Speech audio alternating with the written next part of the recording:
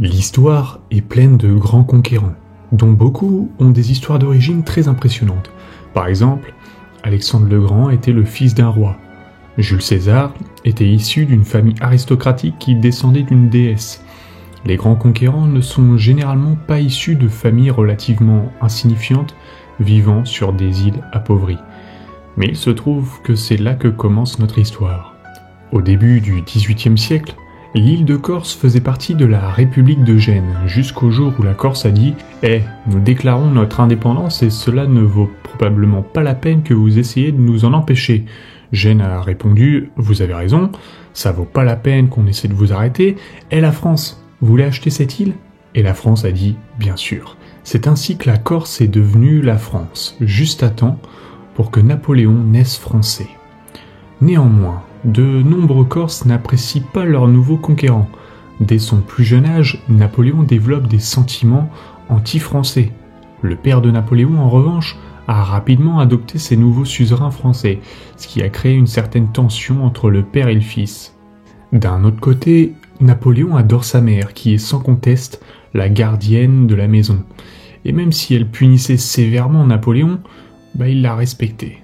Mais les parents de Napoléon voulaient ce qu'il y avait de mieux pour leur famille. Et comme ils appartenaient à la petite noblesse, ils ont pu envoyer Napoléon dans les lumières brillantes et dans les mares d'eau usée infestées de rats de la grande ville.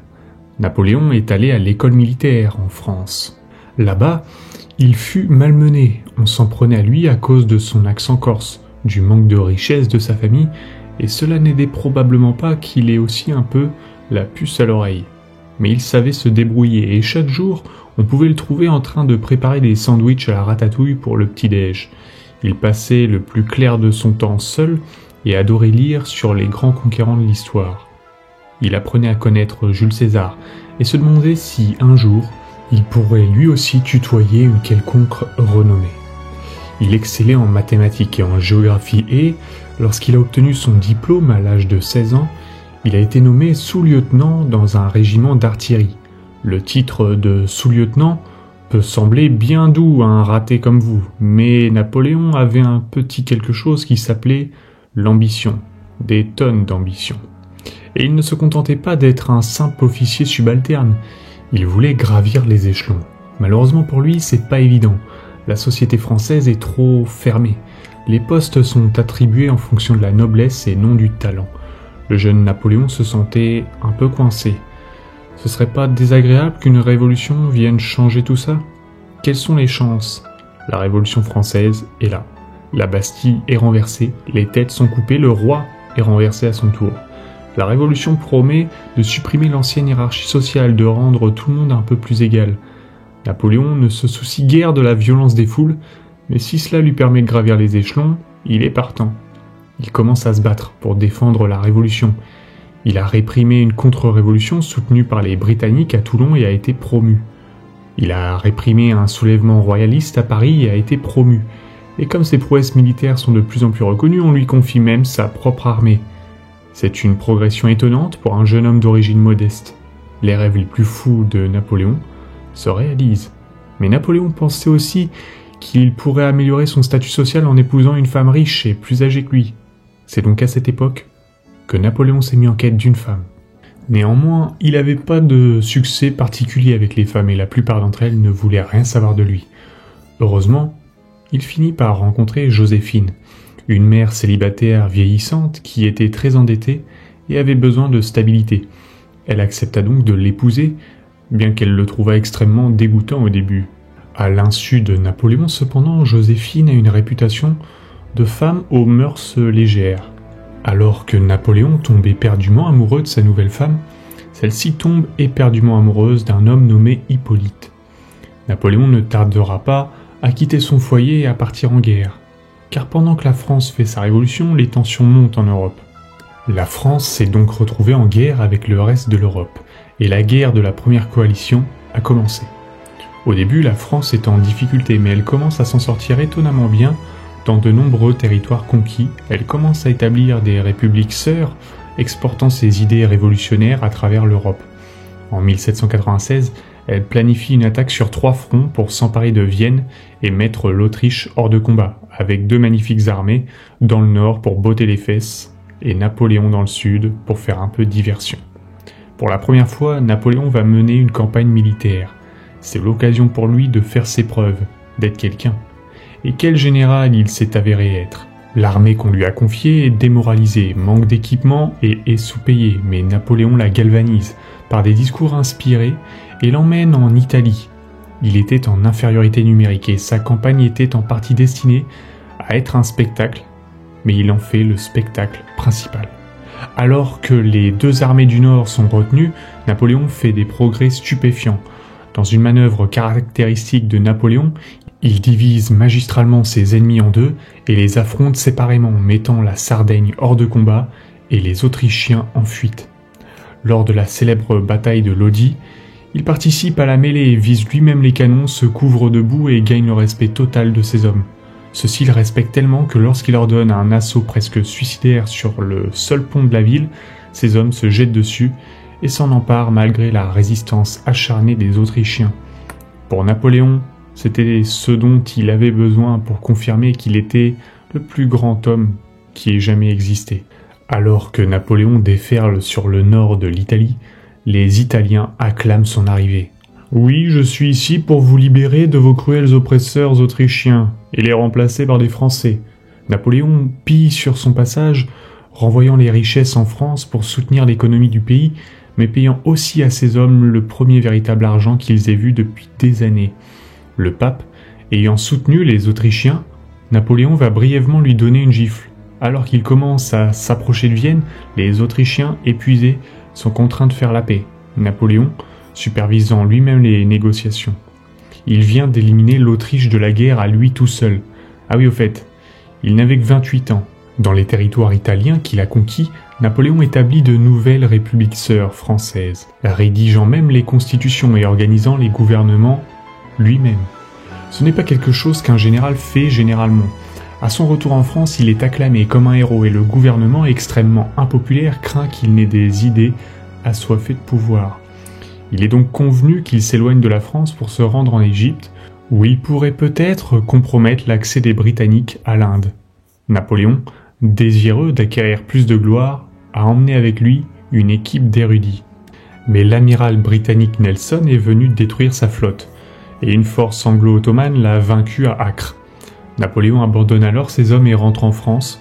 Sa campagne en Égypte ne s'est pas déroulée comme prévu. Mais ce qu'il faut savoir sur Napoléon, c'est qu'il était un habile propagandiste. Il publiait ses propres journaux qui exagéraient parfois ses exploits, et commandait même des tableaux qui le mettaient généralement en valeur. Ainsi, lorsqu'il rentre à Paris, il est à nouveau acclamé comme un héros, et commence à avoir des idées assoiffées de pouvoir. Mais il doit d'abord faire face à un problème. Il a appris quelque chose de choquant sur sa chère épouse. Après s'être occupé du cas de sa femme, Napoléon est approché par un homme politique très influent qui lui fait part de son idée. Il voulait organiser un coup d'État contre le gouvernement profondément impopulaire et avait besoin de l'aide du très populaire Napoléon. Napoléon pense qu'il s'agit là d'une idée purement tutélaire. Le plan consistait à piéger le gouvernement et à le convaincre d'abandonner volontairement le pouvoir. Et voici comment ils ont procédé. « Les gars, il y a un dangereux complot jacobin pour vous renverser, que nous n'inventons absolument pas. Vous feriez mieux de rentrer dans cette cage pour qu'on puisse vous protéger. D'accord ?» Dans ce cas, la cage était un palais isolé à l'extérieur de Paris, avec personne d'autre que Napoléon et son armée. Le gouvernement étant à l'intérieur, Napoléon y rentre et un événement assez chaotique s'ensuit, au cours duquel le gouvernement ne semble pas tout à fait sûr de ce qui se passe. Les hommes de Napoléon ne semblent pas tout à fait sûrs de ce qui se passe non plus, et Napoléon lui-même ne semble pas tout à fait sûr de ce qui se passe non plus. Mais heureusement, le frère de Napoléon, Lucien, président de la Chambre basse, réussit à reprendre le contrôle, et les conseillers restants furent intimidés pour créer une nouvelle constitution.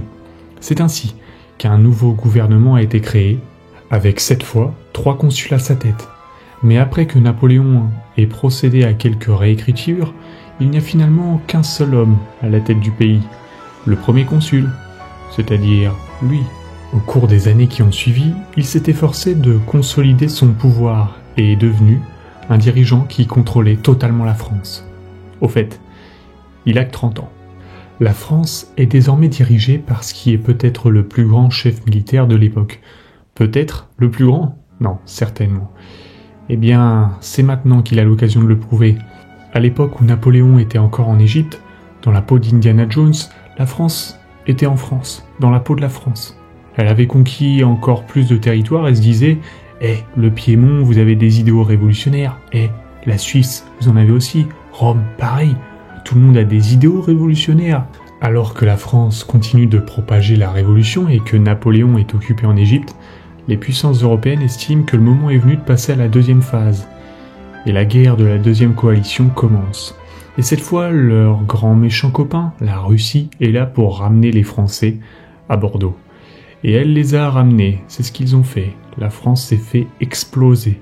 Mais la Russie s'est retirée après avoir volé en Suisse. Et maintenant que Napoléon est à la tête du pays, il est prêt à recommencer. Il a pris le commandement de l'armée de réserve et a porté le combat contre les Autrichiens. De nombreux traits de caractère font de Napoléon un grand chef militaire. On a déjà mentionné l'un d'entre eux, à savoir le fait qu'il avait gagné la loyauté totale de ses hommes. Mais nous allons voir maintenant la deuxième raison, l'élément de surprise. En 1800, Napoléon s'est installé à Genève et il semblait qu'il allait probablement s'attaquer aux forces autrichiennes en Allemagne.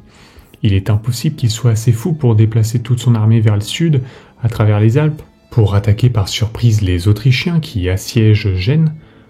Oh, Napoléon déplace toute son armée vers le sud à travers les Alpes pour attaquer par surprise les Autrichiens qui assiègent Gênes. La traversée des Alpes par Napoléon est légendaire et vous avez peut-être vu l'une des peintures les plus célèbres du général faisant une pose de malade sur son majestueux étalon, entouré d'un dangereux terrain montagneux. Bien sûr, dans la vraie vie, il a traversé les Alpes sur une mule déprimée, mais c'est pas aussi cool. Lorsqu'il émerge en Italie, les Autrichiens s'attendent à ce qu'ils viennent briser leur siège, mais Napoléon s'est attaqué à la ligne de ravitaillement, près de Milan, obligeant les Autrichiens à rencontrer Napoléon de front lors de la célèbre bataille de Marengo. Les Autrichiens ont d'abord écrasé les Français qui étaient en surnombre et ils se sont dit « Oh purée, on a gagné !» Mais quelques heures plus tard, Napoléon est réapparu avec une armée encore plus nombreuse et il les a de nouveau écrasés. Après la victoire du général Moreau à Hohenlinden, Vienne est exposée et les Autrichiens demandent à nouveau la paix. Tout comme la guerre de la première coalition, la seconde coalition se termine par une nouvelle victoire française. Mais à bien des égards, ces deux guerres ressemblent davantage à des victoires de Napoléon. Seul le Royaume-Uni reste en guerre contre Napoléon et il utilise sa puissance marine pour bloquer les ports français et même saisir les cargaisons des navires neutres. Évidemment, tous les autres pays étaient furieux que les Britanniques interfèrent avec leur commerce, ils ont donc réagi en formant une ligue. Et ils ont répliqué en imposant un embargo au Royaume-Uni. Des pays neutres qui protègent leurs propres intérêts, c'est offensant. La Grande-Bretagne s'est donc rendue à Copenhague, a fait exploser un tas de choses et la Ligue s'est dissoute. Mais comme l'économie britannique était plutôt en difficulté, elle a décidé de signer un traité avec la France en 1802. Pour la première fois depuis longtemps, l'Europe était en paix. La traversée des Alpes, la victoire sur les Autrichiens et la paix en Europe. Quelle ascension fulgurante pour le jeune Corse. Il venait de prendre la tête d'une nation qui semblait perdre la guerre et de tout renverser, assurant les gains français en Europe. Mais une grande question se pose. Tout au long de la chaotique Révolution française, les gouvernements français ont lutté pour maintenir l'économie à flot. Ils n'ont souvent pas bénéficié d'un grand soutien et sont souvent passés de l'un à l'autre. Napoléon serait-il enfin l'homme de la situation ? Les victoires militaires, c'est une chose, mais le général peut-il aussi gouverner ? Alerte spoiler, oui. L'économie s'effondre. Pourquoi ne pas créer une nouvelle banque nationale, réformer la monnaie et améliorer les systèmes fiscaux et sociaux ? Le système juridique est un fouillis incohérent ? Pourquoi ne pas regrouper toutes les lois civiles dans un nouveau code juridique centralisé ? Des fonctionnaires corrompus, jetons-les à la poubelle. Des infrastructures défectueuses, jetez-les à la poubelle. Napoléon a encore réformé l'éducation en mettant en place un système basé sur les capacités individuelles, ce qui signifie que les petits-fils de Bourges doivent désormais rivaliser avec tout le monde et que Napoléon peut s'appuyer sur la crème de la crème pour l'aider à diriger la République. Mais il ne s'est pas contenté de reprendre les idées de la Révolution. La Révolution avait engendré beaucoup de chaos et Napoléon avait besoin de stabilité. Il a donc fait reculer certaines choses, notamment en matière de religion. La Révolution avait pratiquement mis l'Église catholique au rencard et Napoléon a compris que puisque de nombreux Français se considéraient encore comme catholiques, ça pouvait poser un problème. Il est donc parvenu à un accord avec le pape et a rétabli l'Église, mais cette fois avec des limitations de pouvoir assez importantes. Il a également veillé à la liberté des autres religions et est souvent reconnu pour son attitude positive à l'égard des Juifs, à une époque où l'antisémitisme était très répandu. Bien que Napoléon ait l'air d'être un homme très droit, il est bien de noter qu'il croyait en la liberté de religion parce qu'il pensait que c'était un outil très puissant pour empêcher les pauvres de manger les riches, ou quelque chose comme ça. Dans l'ensemble, l'objectif de Napoléon était de mettre fin au chaos de la Révolution et de créer une République française stable et prospère. Et dans ce but, il semble avoir largement réussi et être généralement populaire auprès du peuple français. Il déclare officiellement que la Révolution est terminée, ajoutant « Je suis la Révolution ». La tête de Napoléon est visible à des kilomètres à la ronde. Bien sûr, les réformes de Napoléon ne plaisent pas à tout le monde. Les conservateurs le trouvent trop radical. Les radicaux le trouvaient trop conservateur. Mais comme Napoléon était un dirigeant qui sait se faire écouter, l'opposition pouvait généralement être étouffée par un bon vieux coup de poing. En 1804, Napoléon a pris une dernière mesure importante. Après quelques tentatives infructueuses d'assassinat, il veut renforcer sa position et s'assurer que sa dynastie pourra survivre après lui. C'est ainsi qu'il a décidé que le fait d'être premier consul à vie n'était pas suffisant. Il décide de devenir empereur. Il a organisé un vote demandant aux Français s'ils étaient d'accord avec cette idée et ils se sont prononcés à 99,9% en faveur de l'idée, ce qui n'est absolument pas truqué. On dit que cet homme a des couilles. C'est ainsi que le 2 décembre 1804, lors d'une cérémonie très élaborée à Notre-Dame, Napoléon est fait empereur. Le pape a même été invité pour assister à la cérémonie, alors qu'il devrait normalement couronner un empereur. Mais pour que tout le monde sache qu'il ne s'agit pas d'un partage circulaire du pouvoir à la Charlemagne, Napoléon a soulevé la couronne et l'a placée sur sa propre tête. Comme je l'ai dit, cet homme a des couilles. Il est désormais l'empereur des Français. Eh bien, Napoléon, vous étiez un général, puis il est devenu consul à vie et maintenant vous êtes empereur. Est-ce que c'est assez pour vous ? Avant même que Napoléon ne se déclare empereur, les Britanniques avaient déjà redéclaré la guerre à la France parce que les deux parties avaient violé leur précédent traité. Napoléon a immédiatement occupé Hanovre et a commencé à préparer une grande invasion britannique, en partie payée par la vente d'une grande partie du territoire aux États-Unis. Napoléon rassemble son armée le long de la Manche, mais c'est là que le bât blesse. Alors que la puissante armée de Napoléon aurait presque certainement anéanti les Britanniques sur terre, il y a très peu de chances qu'ils parviennent à traverser la Manche, car c'est Britannia qui règne sur les flots. Cette dynamique de puissance empêchera les deux ennemis traditionnels de s'engager dans de véritables combats directs tout au long des guerres napoléoniennes. Cependant, les Britanniques avaient un autre atout dans leur manche, de grandes quantités d'argent. Ils étaient prêts à offrir de l'argent à quiconque voudrait entrer en guerre avec Napoléon. Et les prétendants ne manquaient pas, l'Autriche, la Russie, Naples et la Suède, espérant remettre la France de Napoléon à sa place, forment la troisième coalition contre la France. Les forces de la coalition pensaient probablement que cette fois-ci, elles avaient une chance. Elles n'étaient pas préparées à l'humiliation totale qu'elles allaient subir. La guerre de la troisième coalition a été l'occasion pour Napoléon de donner le meilleur de lui-même. On a déjà appris 2 raisons pour lesquelles Napoléon était un grand commandant militaire, mais voici l'une des plus grandes raisons. La rapidité. Il avait réorganisé son armée en corps d'armée qui étaient eux-mêmes de petites armées. Chacun d'entre eux disposait de sa propre infanterie, de sa propre cavalerie et de sa propre artillerie, ce qui lui permettait d'agir de manière plus indépendante. Ils se répandent alors dans la campagne et en vivant de la terre plutôt que de dépendre de lourds trains de ravitaillement, ils sont capables de se déplacer extrêmement rapidement. Napoléon parcourait de grandes distances, devançait ses ennemis, les isolait, puis passait à l'attaque avant même qu'ils ne se rendent compte de ce qui se passait. Une guerre éclair qui aboutit à une destruction totale. Une partie du plan de la coalition prévoyait que les Russes rejoignent les Autrichiens et s'attaquent ensemble à Napoléon. Ensemble, ils pourraient renverser la situation et Napoléon devait donc les empêcher de se rencontrer. Mais il est à Boulogne. Pas de problème, en quelques semaines, Napoléon fait marcher 200 000 hommes en secret, encercle le général autrichien Mack et capture toute son armée. Un coup dévastateur. Napoléon remarquera plus tard qu'il a détruit l'armée autrichienne simplement en marchant. Il se tourne ensuite vers les Russes qui approchent. Les Russes commencent alors à battre en retraite. Napoléon se lance à leur poursuite et comme sa tactique repose sur des victoires rapides, cela peut poser problème. D'autant plus que plus la guerre dure, plus il est probable que d'autres pays se joignent à la coalition contre Napoléon. Mais Napoléon savait que le tsar de Russie, Alexandre Ier, était jeune et en quête de gloire. Et il eut donc une idée pour l'attirer.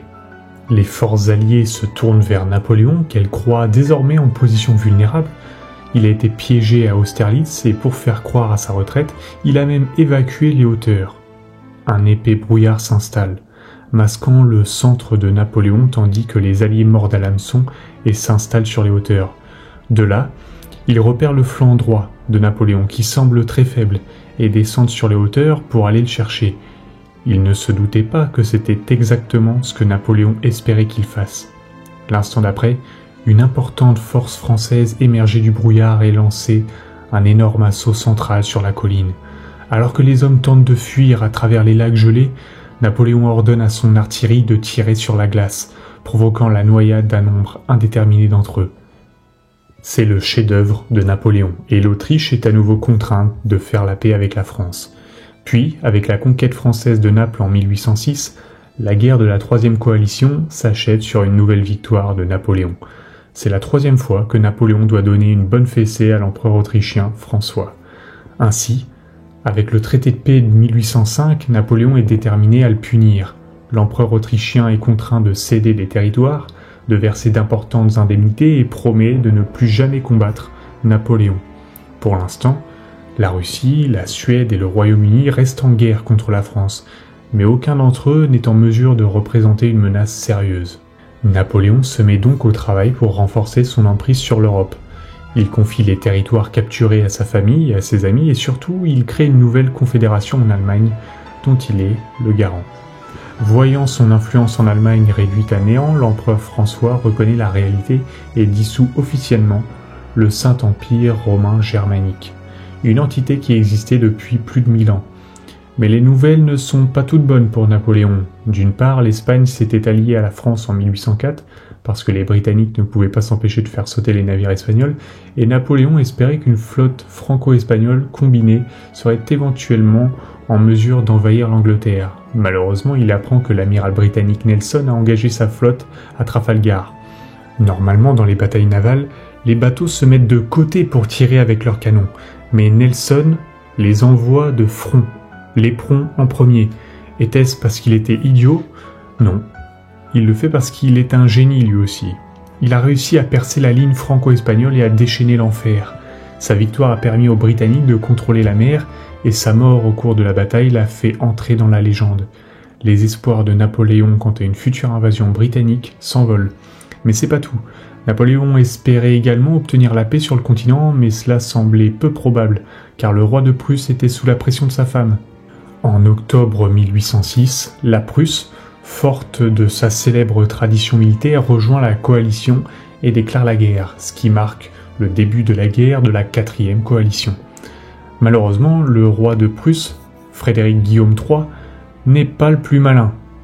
Sans consulter ses alliés, la Prusse a envoyé un ultimatum à Napoléon lui demandant de retirer toutes ses forces d'Allemagne. Pourtant, même sans être Einstein, on sait qu'on n'envoie pas un ultimatum à Napoléon.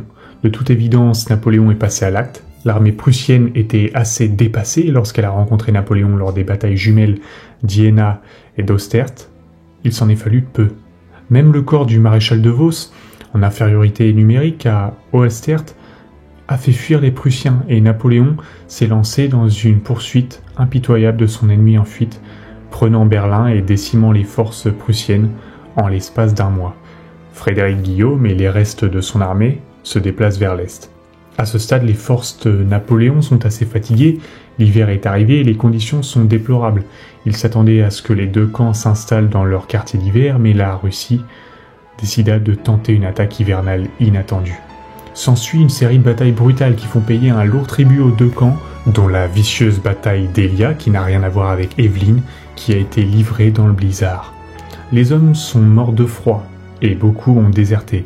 L'artillerie russe met les Français en pièces et Napoléon lui-même risque momentanément d'être capturé.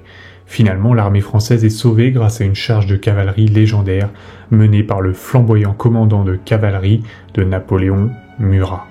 Après l'horreur infligée aux deux camps, ils décidèrent qu'il serait bon de ne plus se battre jusqu'à la fin de l'hiver. Après l'hiver, les combats se poursuivent. Les Russes sont repoussés jusqu'à Friedland où le général russe Benningsen commet une petite erreur en se positionnant avec la rivière à l'eau dans le dos. L'artillerie française réussit à coincer les Russes entre la rivière et leurs tirs concentrés, un élément majeur du style de combat de Napoléon, et de nombreux Russes se noyèrent en tentant de s'échapper. Guerre de la 4e coalition, victoire, Napoléon. Après les 3e et 4e guerres de coalition, Napoléon a vaincu de manière décisive ses 3 principaux ennemis sur le continent et il est désormais le maître incontesté de l'Europe. Après la bataille de Friedland, ses ennemis ont demandé la paix et se sont retrouvés sur un radeau, sur une rivière, pour négocier. Ils se sont battus pendant les 4 dernières années, mais Napoléon et Alexandre s'entendent à présent comme dans une maison en plein incendie. Ils riaient ensemble, discutaient jusque tard dans la nuit, s'embrassaient, ils se respectaient mutuellement et Napoléon a même dit à sa femme « Si Alexandre était une femme, j'en ferais ma maîtresse ». C'est un peu bizarre de dire ça à sa femme, Napoléon, mais finalement ils sont parvenus à un accord à l'amiable. La Russie ne perdrait pratiquement aucune terre et en échange, elle se joindrait à la France contre le Royaume-Uni et envahirait la Suède. Tout le monde y gagne, d'un côté Frédéric Guillaume III est mis sur la touche et la Prusse perd une quantité énorme de territoire au profit d'États clients de la France. Seul le Royaume-Uni reste la dernière grande menace pour Napoléon, et il continue à être une grosse épine dans le pied, finançant constamment ses ennemis et utilisant sa puissante marine pour faire des ravages dans le commerce français et les colonies d'outre-mer. Mais que pouvait faire Napoléon? Les Britanniques sont en sécurité de l'autre côté de la Manche. Si je ne peux pas me battre avec des armes, je me battrai avec de l'argent, s'est dit Napoléon. Au début de l'année 1806, Napoléon avait annoncé le système continental. Une fermeture totale du Royaume-Uni au commerce continental. Personne en Europe ne devait commercer avec la Grande-Bretagne et Napoléon espérait qu'en frappant leur économie, il pourrait les forcer à négocier. L'économie britannique a effectivement été touchée et les Britanniques ont réagi de manière typique en se rendant à Copenhague et en faisant exploser un tas de choses. Mais en général, les Britanniques parviennent à se maintenir à flot en augmentant simplement leur commerce avec d'autres parties du monde. De nombreux pays neutres se sont retrouvés coincés entre le marteau et l'enclume, les deux superpuissances européennes exigeant qu'ils cessent de commercer avec l'ennemi. Donc, après avoir fait la paix avec les Russes et fait un blocus continental, on fait exploser Copenhague. Lassés de se faire exploser pour n'avoir presque rien fait et sous la pression de Napoléon, les Danois se sont officiellement rangés du côté de la France. Mais c'est le blocus de Napoléon qui a eu le plus d'effet sur l'Europe continentale. Désormais coupé d'un partenaire commercial majeur qui contrôlait les mers et possédait un empire riche et en pleine expansion, de nombreux pays ne se sont pas pleinement conformés au blocus. Le Portugal, allié traditionnel de la Grande-Bretagne, a refusé de participer. Pas de problème, Napoléon a envoyé une armée et l'a envahi. Mais il n'y avait pas que le Portugal, de nombreux alliés de Napoléon étaient également suspects. Il semble que l'Espagne n'applique pas correctement le blocus. Napoléon en est venu à se méfier de son allié du Sud, et en particulier Napoléon pensait que la famille royale espagnole était un gâchis d'incompétence. Les forces françaises, dont beaucoup étaient déjà entrées en Espagne pour envahir le Portugal, ont occupé les forts espagnols et Napoléon a invité les rois espagnols en France pour les aider à régler leurs différends. Napoléon leur explique « Nous sommes ici en compagnie de la famille royale d'Espagne. Fernando, vous avez été accusé de comploter contre votre père et de briguer le trône d'Espagne. Qu'avez-vous à dire pour votre défense ?» Eh bien, Napoléon, je pense juste... C'est génial. J'ai les résultats des tests ici. Fernando, dans le cas du trône d'Espagne, vous n'êtes pas le roi. Et Carlos, tu n'es pas non plus le roi. C'est moi le roi. En fait, Napoléon a fait de son frère le roi, mais à toutes fins utiles. L'Espagne était désormais sa marionnette. Il s'attendait à ce que les Espagnols soient ravis d'être débarrassés de leur impopulaire famille royale. Imaginez sa surprise lorsqu'il s'est avéré que les gens n'aimaient pas vraiment être soumis à une puissance étrangère, et encore moins à une puissance qui avait déjà attaqué l'Église catholique. C'est ainsi que le peuple espagnol s'est révolté. Des combats brutaux ont éclaté lorsque des bandes d'Espagnols armés ont tendu des embuscades aux troupes françaises à travers le royaume, et des atrocités vicieuses ont été commises de part et d'autre. Outre les forces régulières espagnoles et portugaises, les Français doivent faire face à des dizaines de milliers de guerrieros dans toute la campagne espagnole. Les Britanniques en profitent même pour débarquer une armée dirigée par le futur duc de Wellington. Et voilà que les forces britanniques battent les forces françaises sur terre. Napoléon se rend brièvement en Espagne en personne et repousse les armées alliées. Mais très vite, son attention est sollicitée ailleurs. Tout ça devient un cauchemar pour l'empereur.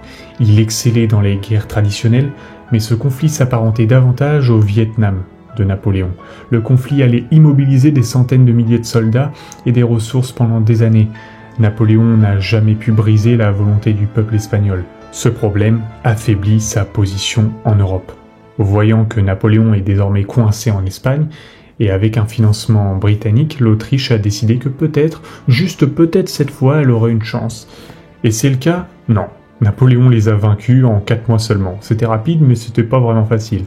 Les Autrichiens avaient observé Napoléon et appris, et ils avaient fait quelques réformes. Alors que Napoléon, après des années de guerre, devait de plus en plus compter sur des conscrits inexpérimentés, cette fois, les Autrichiens lui en ont fait donc voir de toutes les couleurs. La 5e coalition a connu certaines des batailles les plus sanglantes à ce jour, y compris la première grande défaite de Napoléon. Et lorsqu'il a finalement vaincu les Autrichiens à la bataille de Wagram, la victoire a été très coûteuse. Et il n'en reste pas moins que Napoléon a une fois de plus botté les fesses de François, et dans le cadre des conditions de paix, l'Autriche a perdu un grand nombre de terres supplémentaires. Peu de temps après, Napoléon et François concluent un accord. Il a été décidé que Napoléon épouserait la jeune fille de François. Mais attendez, Napoléon n'a pas déjà une femme? Eh bien si, il en a une. Joséphine et Napoléon s'étaient pris d'affection l'un pour l'autre. Mais maintenant que Napoléon jouait le jeu du monarque, il avait besoin d'un héritier mâle, et sa femme vieillissante ne lui en donnait pas. C'est pourquoi il a décidé d'abandonner l'ancienne et d'adopter la nouvelle. Bon, au moins il a décapité personne. Quant à l'Autriche, elle a estimé que si Napoléon continuait à gagner, elle pouvait tout aussi bien être de son côté. Grâce à ce mariage, Napoléon a donc obtenu une alliance avec l'Autriche et un beau petit lopin de terre. Entre l'échec du blocus contre la Grande-Bretagne, la guerre en cours en Espagne et les récents combats en Autriche, l'invincibilité de Napoléon commence à se fissurer. Même la Suède, après avoir été pulvérisée par la Russie, a renversé son roi. Après une série d'événements intéressants, elle finit par confier le commandement à l'un des maréchaux de Napoléon. Le maréchal Bernadotte prend le nom de Karl Johan et devient prince héritier de Suède. Après avoir accepté de rejoindre le système continental de Napoléon, pour l'instant, la Suède, c'est l'équipe de France. Napoléon est au sommet du monde, et il a remporté une série ininterrompue de victoires. Tout ce qu'il lui reste à faire, c'est de s'asseoir et de ne pas commettre d'erreurs de calcul majeures qui pourraient faire basculer le cours de la guerre. Voyons donc ce qui va se passer. L'alliance de la France avec la Russie est une perspective terrifiante. Ensemble, les deux auraient pu être imparables. Malheureusement, l'alliance n'a pas duré. Les Russes estimaient qu'ils ne bénéficiaient pas d'un traitement équitable. Le duché de Varsovie de Napoléon à leur porte était un peu une insulte. De plus, leur économie a commencé à s'effondrer à cause du blocus britannique de Napoléon. Finalement, ils ont commencé à s'ouvrir au commerce. La sécurité de l'empire de Napoléon dépendait de l'élimination de la menace britannique, et il n'était pas satisfait des manigances de la Russie. En 1812, Napoléon décide donc d'entrer en guerre. Il rassemble l'armée la plus massive que l'Europe ait jamais vue, composée de troupes venant de tous les coins de son empire, et il se prépare à l'invasion. Vous vous souvenez que la tactique de Napoléon reposait sur une rapidité étonnante pour surpasser son ennemi et forcer une bataille rapide et décisive. Eh ben j'ai 2 mots pour vous. Terre, brûler. Si l'adversaire battait en retraite en brûlant la terre, ces hommes ne pouvaient pas vivre de la terre. Et si ces hommes ne peuvent pas vivre de la terre, il a besoin de ses trains de ravitaillement. Et s'il a besoin de ses trains de ravitaillement, il ne peut pas se déplacer rapidement. Et s'il ne pouvait pas se déplacer rapidement, il ne pouvait pas devancer son ennemi. Et s'il ne pouvait pas être plus rapide que son ennemi, je pense que vous avez compris. Napoléon a lancé son invasion en espérant une bataille rapide, mais tout ce qu'il pouvait faire, c'était essayer de rattraper les Russes qui battaient en retraite, tout en s'enfonçant de plus en plus en territoire hostile. Au fur et à mesure qu'il avançait, l'été terriblement chaud a dévasté son armée. Ses hommes meurent de chaleur, d'épuisement et de maladie. Les approvisionnements commencent à manquer et ces hommes commencent à mourir de faim. Beaucoup désertent et les Russes continuent de reculer. À de nombreuses reprises, Napoléon envisage de faire demi-tour, mais cette petite voix dans sa tête ne cesse de lui dire « Continue, encore un peu ». Il a failli rattraper les Russes à Smolensk, mais c'était son anniversaire, il a donc fait une fête à la place. Lorsqu'il a finalement atteint Moscou, il a prédit que les Russes ne seraient pas prêts à abandonner une ville sainte aussi historique sans se battre. Et il avait raison. Les Russes se sont finalement retrouvés pour lui faire face lors de la journée la plus meurtrière des guerres napoléoniennes, la bataille de Borodino. Les Russes se sont battus vaillamment. En vieillissant, les tactiques de combat de Napoléon semblent devenir un peu moins raffinées et un peu plus axées sur la course à l'ennemi. Essayer de ne pas mourir. Il a lancé un assaut frontal contre les défenses russes et par conséquent le nombre de morts a été colossal. Les Russes décident finalement de battre en retraite, laissant Moscou tomber aux mains de Napoléon. Moscou s'est embrasé. Alors que Napoléon entre dans la ville, il devient évident que son armée ne pourra pas y rester très longtemps. Mais il venait de vaincre l'armée russe et de s'emparer de leur ville la plus chère. Dans son esprit, il avait gagné. Il envoie donc une lettre au tsar Alexandre à Saint-Pétersbourg. « Votre Majesté impériale, Napoléon vous demande de vous rendre. » Les forces françaises sont bloquées à 500 miles en territoire russe, avec des réserves qui s'amenuisent. Après avoir attendu une réponse pendant environ 1 mois, la première neige de l'hiver commence à tomber et Napoléon sent la catastrophe qui est sur le point de se produire. Il décida que leur seul choix était de partir, et c'est à ce moment-là que les choses se sont passées. Il a fait froid, un froid rugueux. Sa glorieuse invasion venait de se transformer en une course à la survie. Lorsque les Russes se sont rendus compte que les Français fuyaient pour sauver leur vie, ils ont commencé à se rapprocher de leur ligne de ravitaillement. Les hommes meurent de froid, leurs chevaux aussi. La famine et la maladie sévissent. Les blessés et les mourants ne peuvent être laissés que sur le bord de la route car il est trop lent d'essayer de les transporter. Tout au long de la route, les redoutables cosaques russes traquent l'armée française en sang et de temps à autre lancent une attaque rapide. Napoléon, craignant d'être capturé, gardait une fiole de poison autour de son cou. À un moment donné, les armées russes ont failli le piéger contre la rivière Bérésina. Mais un peu d'ingéniosité de la part de Napoléon lui a donné le bon vieux Jeffrey Jouk, en leur faisant croire qu'il se dirigeait vers le sud, puis en s'échappant par des ponts rapidement construits vers le nord. Lorsque les Russes ont compris où ils se trouvaient et ont commencé à se rapprocher, les Français ont brûlé les ponts avant que tout le monde n'ait pu traverser. Des centaines de personnes se sont noyées et des milliers ont été capturés. À ce moment-là, Napoléon a eu vent de complot contre lui à Paris. Il a donc abandonné ses hommes et est resté en France. Les derniers retardataires français parviennent à franchir la frontière. On estime que plus de 600 000 hommes sont entrés en Russie, moins de 100 000 en reviennent. Napoléon se trouve alors dans une situation très délicate. Son armée vient d'être anéantie et les autres dirigeants européens sentent le sang couler. C'est l'occasion de profiter de l'affaiblissement de Napoléon, de regagner des territoires et de l'influence, et de libérer l'Europe de ses sales pattes françaises. C'est ainsi qu'ils commencèrent à se retourner. La Prusse rompt bientôt son alliance et change de camp, tandis que l'Autriche déclare sa neutralité. Même la Suède, dirigée par l'un des anciens maréchaux de Napoléon, rejoint les Alliés, en partie à cause de l'invasion de la Poméranie suédoise par Napoléon. La guerre de la 6e coalition a débuté. Les forces de la coalition avaient réformé leur armée et elles étaient désormais bien meilleures. En outre, le Royaume-Uni a considérablement augmenté son aide financière à ses alliés continentaux. Leurs armées avancent rapidement à travers la Pologne et en Allemagne. À Paris, Napoléon panique à juste titre. Il doit rapidement mettre sur pied une nouvelle armée et faire appel à plus de 100 000 nouveaux conscrits, pour la plupart des adolescents. Il a également fait tourner ses usines à plein régime. Il s'est avéré que c'est le manque de chevaux qui a le plus affecté l'armée de Napoléon, dont la tactique reposait sur la vitesse, la maniabilité et la destruction. Lorsqu'il s'est attaqué aux Alliés en 1813, il les a vaincus et les a fait fuir. Mais faute de cavalerie, il n'est pas en mesure de poursuivre et de détruire efficacement. Il a besoin de chevaux. Pour les Alliés, le fait d'être vaincu au combat par un homme dont l'armée était désormais composée de conscrits inexpérimentés était inquiétant. Les deux camps se sont dit « Attendez, temps mort ». Les Alliés étaient en quelque sorte acculés, et si Napoléon avait continué, il aurait pu gagner. Au lieu de ça, il a accepté une brève trêve, les Autrichiens jouant le rôle de médiateur entre les deux camps. Lorsque l'Autriche a exigé de Napoléon qu'il fasse des concessions majeures, Napoléon leur a dit d'aller se faire voir ailleurs. Après avoir vu ces conditions rejetées, l'Autriche a estimé qu'elle avait désormais le droit de dire « Eh bien, on a essayé ». Elle a donc rejoint la coalition. Le plan était le suivant, quel que soit l'endroit où Napoléon avance, celui sur lequel il avance évitera la bataille. Cela permet aux autres d'arriver par les côtés et d'attaquer les maréchaux français qui gardent ses flancs. En gros, le plan, c'était « n'essayez pas de combattre Napoléon ». Et ce plan a fonctionné à merveille.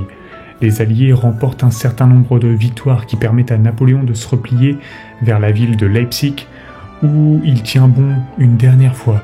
Alors que les armées alliées convergent vers lui de tous les côtés, le décor était planté pour la bataille la plus importante et la plus sanglante des guerres napoléoniennes, la bataille de Leipzig. Près d'un demi-million de soldats d'une douzaine de nations s'étendent sur le champ de bataille. Pendant 4 jours, les Français se sont battus de tous côtés contre les Autrichiens, les Prussiens, les Suédois et les Russes. Il n'est donc pas étonnant que cette bataille soit parfois appelée la bataille des nations. Les Français se sont battus avec férocité, mais n'ont finalement pas fait le poids face aux efforts coordonnés de la coalition. À un moment donné, au milieu de la bataille, les troupes saxonnes alliées aux Français se sont réunies en équipe et se sont dit « Eh les gars, je suis presque sûr que les Français sont en train de perdre, changeons de camp ». Et c'est ce qu'ils ont fait. Lorsqu'il est devenu évident que Napoléon ne pouvait pas gagner, il a ordonné la retraite en traversant le seul pont qui enjambe la rivière. Les Alliés déferlent sur la ville et des combats désespérés font rage dans les rues. La chance sourit aux audacieux, le pont se fait sauter et 30 000 soldats français ont été bloqués et capturés. Un désastre. Les dominos commencent alors à s'abattre sur Napoléon. Dans le sud, une armée dirigée par le duc britannique de Wellington avait repoussé les Français hors d'Espagne au cours des dernières années et pénétré à présent en France. Les armées autrichiennes pénètrent en Italie tandis que Murat, l'ancien commandant de la cavalerie flamboyante de Napoléon, que ce dernier avait fait roi de Naples, décide de changer de camp. Les États allemands, souvent rancuniers après des années passées sous la coupe de Napoléon, se retournent contre lui et la Confédération du Rhin s'effondre. Bernadotte envahit le Danemark, qui est contraint de rejoindre la coalition, tandis que les Pays-Bas sont libérés. On aurait pu penser que Napoléon aurait vu qu'il était fait comme un rat, mais il était Napoléon, et au lieu de ça, il s'est préparé à continuer à se battre. Alors qu'à Paris, les esprits commençaient déjà à se retourner contre lui, il appelait de nouveaux conscrits pour défendre la nation épuisée. Quant aux Alliés, ils ne savent pas exactement ce qu'ils veulent faire. Quelques offres de paix ont été faites qui auraient pu permettre à Napoléon de conserver sa position, mais les Britanniques ont continué à proposer encore plus d'argent. Et finalement, ils se sont tous mis d'accord sur le fait que l'objectif ultime était la déposition complète de Napoléon. C'est ainsi que Napoléon s'est lancé dans l'une des plus célèbres campagnes de défense de la patrie. Il était en infériorité numérique totale, mais les armées alliées s'étaient divisées et dispersées. Son armée était si petite qu'elle pouvait se déplacer à la vitesse de l'éclair, ce qu'il utilisa à son avantage. Lors de la célèbre campagne des 6 jours contre le général prussien Blücher, il a attaqué dans toutes les directions et a vaincu les forces de Blücher à 4 reprises, ne subissant qu'un 10e des pertes qu'il avait infligées. Même dos au mur, Napoléon reste Napoléon. Il se tourne ensuite vers le sud pour affronter l'armée de Bohême de Schwarzenberg et remporte encore d'autres victoires. Cependant, le problème de Napoléon est qu'il ne peut pas être partout à la fois et que, partout où il n'est pas, les Alliés continuent de pousser vers Paris. Il tente une dernière fois de passer derrière les lignes ennemies et de couper leurs communications, mais Paris est en plein désarroi et la population n'a assez de la guerre. Un politicien ambitieux et légèrement perfide a envoyé aux armées alliées une lettre disant en substance « Les gars, entrez ». Et c'est ce qu'elles ont fait. Les défenseurs de la ville se sont rendus et lorsque les chefs alliés sont entrés dans Paris, la population les a acclamés comme des apporteurs de paix. Paris est tombé. Les maréchaux de Napoléon avaient compris ce que lui n'avait pas encore compris. C'était fini. Et ils ont insisté sur le fait que tout ce qu'il restait à faire pour le bien de la France était d'abdiquer. Sans le soutien de son armée, Napoléon n'a pas le choix. Il espérait que son fils prendrait sa place, mais il fut décidé de restaurer l'ancienne monarchie des Bourbons. Le frère du vieux roi Louis XVI deviendra le roi de France. C'est presque comme si la Révolution française n'avait jamais eu lieu. Mais qu'allons-nous faire de Napoléon ? Nous ne pouvons pas laisser une menace hyperactive de 44 ans ranimer les idéaux révolutionnaires et comploter son retour. Pourquoi ne pas l'envoyer, je ne sais pas, là-bas, le lieu choisi pour l'exil de Napoléon, est la petite île d'Elbe, au large de l'Italie. Napoléon régnera sur l'île et gardera même le titre d'empereur de l'île d'Elbe. Les Alliés ont dû se tordre de rire lorsqu'ils ont inventé cette idée. Lorsqu'il a appris son sort, il a bu le poison qu'il gardait autour du cou, mais il était périmé. Au lieu d'une mort rapide et sans douleur, il a donc eu droit à une digestion douloureuse. Avant de quitter la France, il s'adresse une dernière fois à sa garde la plus ancienne et la plus proche, prononçant un discours plein d'émotions qui se termine par un baiser à leur drapeau. Et il est parti en exil. L'accord qui lui a été proposé était en fait très généreux. Sa famille reçut des titres, il reçut une pension d'État de la France et put recevoir de nombreux visiteurs de marque, tous désireux de rencontrer le célèbre empereur. Il a bien gouverné l'île d'Elbe, améliorant les infrastructures et introduisant de nombreuses réformes juridiques et sociales destinées à améliorer la vie sur l'île. Mais tout n'est pas rose. D'abord, il apprend la mort de sa première femme, Joséphine, et en est profondément attristé. Il lui est interdit de voir son fils et son épouse actuelle. En Autriche, l'empereur François avait ordonné à un comte local de la séduire pour qu'elle oublie Napoléon. Ensuite, le nouveau roi Louis XVIII refuse d'accorder à Napoléon la pension convenue. Il est constamment menacé d'assassinat. Des rumeurs circulent même, selon lesquelles les Alliés envisageraient de le transférer dans un endroit encore plus éloigné, mais le plus grand problème est que Napoléon a été le maître de l'Europe. Il avait vécu une vie palpitante, faite d'aventures, de gloire et de célébrité. Aujourd'hui, il se retrouve sur une petite île de la Méditerranée et il s'ennuie. Ce serait pas bien s'il pouvait retourner en France et reprendre le trône ? Lorsque Napoléon a quitté l'île d'Elbe, ce n'était pas vraiment l'évasion audacieuse que l'on pourrait croire. Il a eu une sorte de cérémonie de départ, a sauté sur un bateau et est rentré en France.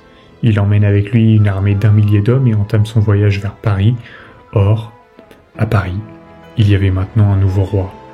Au début, le peuple l'accepte largement car les dernières années de guerre sous Napoléon ont été marquées par d'immenses morts et des souffrances économiques. C'est vrai, le roi est de retour. La monarchie des Bourbons ressemble de plus en plus à un retour au passé, et la noblesse de retour semble bien décidée à retrouver ses privilèges perdus, ce qui ne plaît pas beaucoup au peuple. Napoléon espérait donc que son retour glorieux serait accueilli dans la liesse. En fin de compte, la réaction est un peu mitigée, mais beaucoup sont heureux de revoir leur ancien empereur.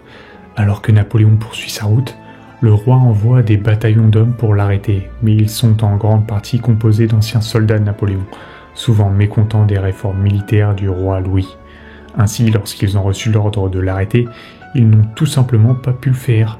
Lors d'un incident célèbre, les troupes se sont mises à crier « Vive l'empereur !». Lorsque Napoléon atteint Paris, le roi Louis s'étant enfui, il entre sans opposition pour reprendre son trône. Napoléon est revenu d'entre les morts. Napoléon promet qu'il sera un très très bon garçon et qu'il ne déclenchera pas de guerre. Mais les dirigeants alliés ne l'entendent pas de cette oreille. Ils déclarent Napoléon hors la loi et souverain illégitime de la France. Ils ont ensuite déclaré la guerre, non pas à la France, mais à Napoléon lui-même. Et lorsque plusieurs empires vous déclarent la guerre en tant qu'individu, vous savez que vous êtes un très vilain garçon. Les puissances alliées commencent à élaborer des plans pour combiner leurs forces et une fois de plus envahir la France. La menace la plus immédiate pour Napoléon est constituée par les Britanniques et les Prussiens qui se trouvent dans la Belgique voisine. Si Napoléon pouvait les éliminer rapidement, il pourrait peut-être forcer les Alliés à négocier et conserver son pouvoir. Ensemble, les deux armées au nord sont plus nombreuses que lui. Il a donc élaboré un plan pour les diviser et les affronter séparément. Les historiens s'interrogent sur les chances de Napoléon. Mais cette stratégie de division et de conquête lui a déjà réussi à plusieurs reprises. Il a marché vers le nord avec 125 000 hommes et s'est attaqué aux Alliés dans un certain nombre d'engagements initiaux, battant les Prussiens avant de se tourner vers les Britanniques. Mais à la consternation de Napoléon, les erreurs de communication et les hésitations de ses maréchaux ont permis aux deux armées ennemies de battre en retraite et surtout, au lieu de fuir vers l'est, Les Prussiens se sont déplacés vers le nord où ils ont pu rester en contact avec les Britanniques. Napoléon envoie une force pour retenir les Prussiens pendant qu'ils se rapprochent des Britanniques, qui occupent désormais une position défensive à Waterloo. Le général prussien Blücher fit savoir qu'il viendrait en aide à Wellington si celui-ci parvenait à tenir les Français suffisamment longtemps. Napoléon doit vaincre Wellington avant que l'armée prussienne n'arrive en force, et il s'en est fallu de peu. Les Britanniques tenaient les hauteurs et un certain nombre de bâtiments défensifs clés sur le champ de bataille. Après avoir attendu quelques heures qu'ils n'avaient pas pour que le sol sèche, Napoléon envoya des hommes à l'assaut de la ferme d'Hougoumont. Mais la garnison germano-britannique qui s'y trouvait résista. Le maréchal français Ney lance plusieurs charges de cavalerie mal calculées contre les lignes britanniques. Les Britanniques forment des carrés défensifs et mettent la cavalerie française en pièces, tandis qu'un homme choisit le pire moment pour prendre une cuite. Alors que Napoléon envoie sa garde impériale pour achever les Britanniques, Wellington, nerveux, sait que ses lignes sont à bout de souffle, mais les Prussiens ont commencé à arriver plus tôt et arrivent maintenant en grand nombre. Après que les Britanniques aient tenu bon et fait fuir la garde impériale française, les lignes françaises paniquent, craignant d'être encerclées et commencent à fuir. La bataille de Waterloo est une victoire des Alliés et, par conséquent, les espoirs de Napoléon de retrouver la gloire sont anéantis. Il se savait vaincu, il est allé voir les Britanniques et leur a dit « Pourrais-je avoir une maison près de Londres ?» Ce à quoi les Britanniques ont répondu « Non ». Au lieu de ça, pour s'assurer que Napoléon soit mis hors d'état de nuire une fois pour toutes, ils l'ont envoyé dans l'un des endroits les plus isolés, les plus reculés qu'ils pouvaient imaginer, une minuscule île de l'océan Atlantique, Sainte-Hélène. C'est là que l'empereur Napoléon, profondément isolé et déprimé, vivra les dernières années de sa vie. Sa maison est un bungalow en bois qui n'a rien à envier au palais des Tuileries. À sa grande frustration, ses geôliers l'appellent général au lieu de l'appeler empereur. Son courrier est censuré, ses visiteurs contrôlés, et il n'y a pratiquement aucune chance qu'il puisse s'échapper d'une île aussi isolée, mais pour s'en assurer, il est gardé par 2000 soldats britanniques et 2 navires qui tournent autour de l'île 24 heures sur 24. Il avait été l'homme le plus puissant du monde et les images de Napoléon victorieux montrent un leader fort et solidement installé dans sa veste. Les représentations de Napoléon à Sainte-Hélène montrent un vieil homme échevelé et un pantalon bien enfilé. Il avait tout perdu et, soit dit en passant, il n'avait que 46 ans. Alors peut-être qu'il est temps que... Tu sais quoi ? Il s'en sort bien, le petit gamin de Corse. Napoléon a mené une dernière bataille sur l'île, celle de sa réputation. Il a passé des heures à rédiger ses mémoires, à vanter ses exploits, à faire état de sa grandeur et à se transformer, lui et son histoire, en une légende phénoménale, providentielle. Et dans cette bataille, il a certainement réussi. Son empreinte sur l'histoire est indéniable. Après sa défaite, les monarques européens s'étaient attelés à restaurer l'équilibre traditionnel de l'Europe et à réaffirmer leur domination. Mais après que Napoléon a étendu l'influence de la Révolution française, ces monarques de retour auront du mal à retrouver leur contrôle absolu. La France est retournée sous le règne des Bourbons, mais elle allait connaître une nouvelle révolution, puis une autre. La réaction au règne de Napoléon dans des pays comme l'Allemagne et l'Italie a propulsé les idées et les sentiments d'unité et de nationalisme moderne, et son code napoléonien reste encore la base du droit dans plusieurs pays modernes. Le monde moderne doit beaucoup à l'héritage de Napoléon. Il reste statistiquement le plus grand général militaire de l'histoire et ses tactiques militaires révolutionnaires ont changé le visage de la guerre. Il a été le dernier grand dirigeant à mener ses armées au combat tout en conservant le contrôle politique total d'un vaste empire. A-t-il été le maître de la Révolution française, répandant l'égalité partout où il est passé, ou l'a-t-il trahi en se faisant monarque absolu et en restreignant certaines libertés ?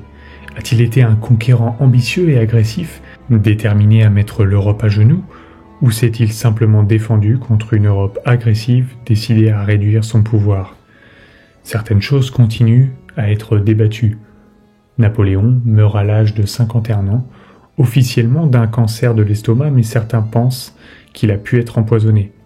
Les Britanniques l'ont enterré dans un cercueil en fer blanc, à l'intérieur d'un cercueil en acajou, à l'intérieur d'un cercueil en plomb, à l'intérieur d'un autre cercueil en acajou. Je suppose que cette fois-ci, Il voulait s'assurer qu'il resterait là où il l'avait mis. En 1840, sa dépouille a été transférée à Paris, où elle repose désormais sous le dôme des Invalides.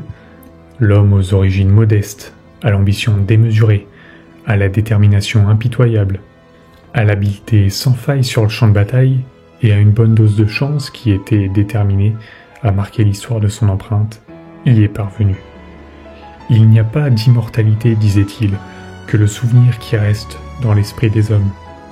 Et en ce sens, Napoléon savait qu'il vivrait éternellement.